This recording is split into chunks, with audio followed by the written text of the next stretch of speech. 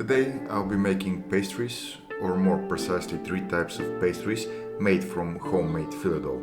In a food processor, combine 300 grams of bread or pizza flour with 13 or 14% protein, 1 teaspoon of salt and sugar each, and 1 tablespoon of vinegar and oil each. Start the food processor and add 150 grams of water at room temperature, or at least most of it. The goal is to gather the dough into a ball on the sides of the bowl. If this does not happen, most likely due to the amount spilled, add another spoonful of water. Let the food processor run for another 20 seconds, but no more than a minute for the whole process because the protein will tighten too much. Of course, you can also make the dough by hand, but then you will have to knead it several times. Take the dough and the dry parts out on the workbench and knead until everything is incorporated and the dough is smooth. This takes no more than 5 minutes. Divide the dough into 3 relatively equal parts and knead them again. It is extremely important here to pinch all the seams on the bottom of the dough.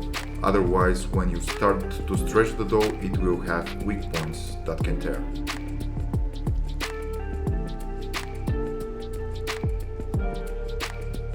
The next step is to take 100 grams of room temperature butter, flatten the balls of dough to the shape of a disc, and put plenty of butter on both sides. Cover them in a bowl and set them aside for an hour. Use the time to prepare the different fillings for the types of pastries. Start by slicing 50 grams of salami in rounds and then in halves. Also cut 50 grams of cheese into cubes. For the second pastries, break an egg, crumble 50 grams of white cheese or feta, and add a tablespoon of plain yogurt. Depending on the saltiness of the cheese, you can also add salt. Shortly before the time of the dough is up, put butter in the baking sheet and spread it well. We are ready to pull the phyllo dough. After an hour, the gluten has relaxed and the dough is soft and tender. Put a large amount of butter on the work surface and spread it in a circle with a diameter of 40 centimeters or 15 inches, but no more than that. It will prevent the dough from sticking in the center where it is the thinnest. Take out the first disc. It is very important not to forget to remove your rings because they easily tear the phyllo. I won't tell your partner if you don't tell mine. Put extra butter on the dough, turn it over and repeat. With your palm, start pushing the dough to the sides, concentrating mostly on the edges. We want them to be as thin as possible, but also be able to lift them up. That way we don't have to cut out the corners of the dough at the end.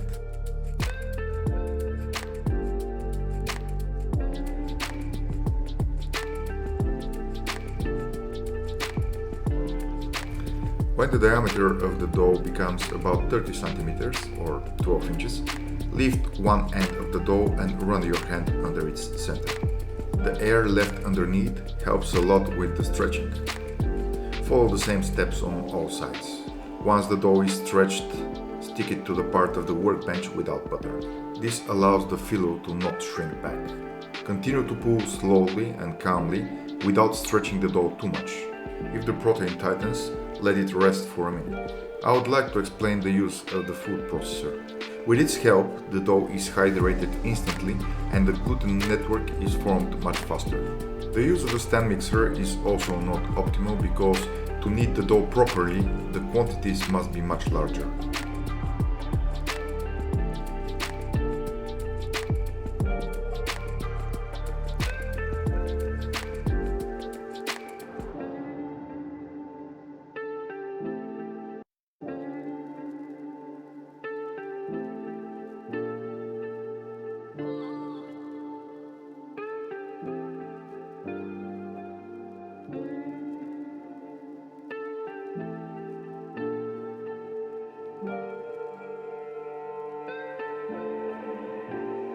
Finally, stretch the edges along the entire length of the phyllo so that they are as thin as possible.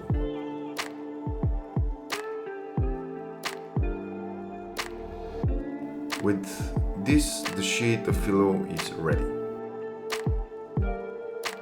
I will show you 3 types of preparation. For the first pastry, fold the phyllo in half. You don't need extra oil due to the large amount of butter used. Put the stuffing of cheese, salami and hot jalapeno peppers from a jar on 2/3 of the phyllo and add my secret sauce, namely 1-2 teaspoons of the liquid from the pepper jar.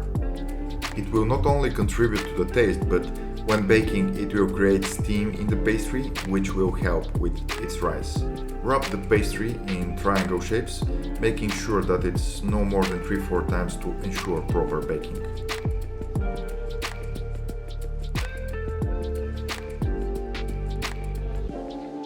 Finally, wrap the edges under the pastry and place it in the baking tray. While spreading the second phyllo, I would like to remind you to like the video if you enjoyed it and follow the channel to see our future recipes. The second will be a rectangular pastry, or my favorite. Crumble 50 grams of white cheese or feta above the middle of the phyllo and wrap on both sides. For all pastries, it's important to try and keep as much air as possible in the phyllo so that the pastries rise during the baking and there are no raw dough parts. Close the phyllo like a book and place it in the baking tray.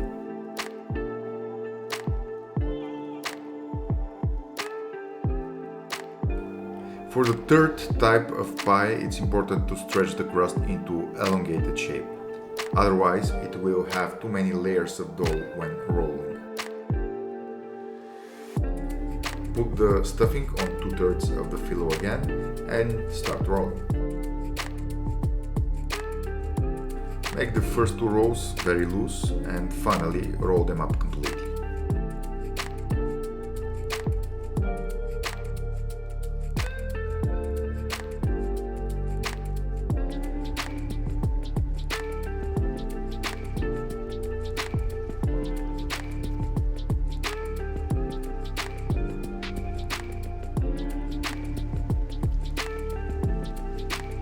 Turn the edges towards the center, but also leave room for them to expand during baking. Once all the pastries are in the pan, spread them generously with butter and bake at 210 degrees Celsius or 410 Fahrenheit in a convection or fan-forced oven for 20 minutes until golden brown. After 10 minutes, it's good to turn the sheet so all sides bake evenly. Here they are, but they are still too crunchy.